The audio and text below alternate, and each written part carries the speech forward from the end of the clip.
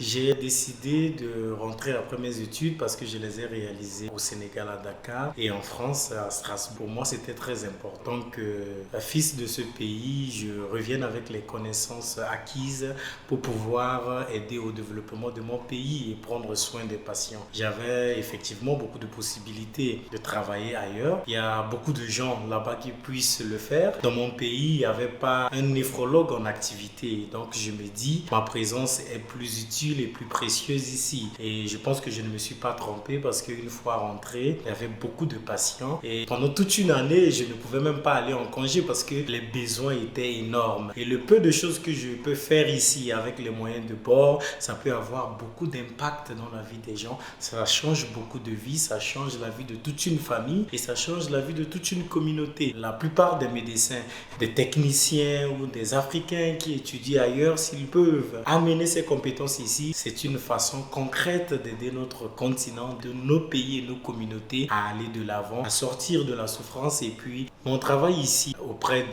des femmes enceintes pendant l'accouchement ont des difficultés, par exemple des saignements importants qui créent une insuffisance rénale, permet à ces femmes de pouvoir retrouver la vie, porter leur bébé entre leurs mains et parfois ces femmes ont déjà d'autres enfants et risquaient de mourir pendant cet accouchement-là. Et j'ai toujours à cœur cet enfant de 3 ans à qui on a fait une séance d'hémodialyse et qui lui a permis de pouvoir retrouver la santé, de pouvoir aller à l'école. Cet enfant pourrait être un cadre de ce pays.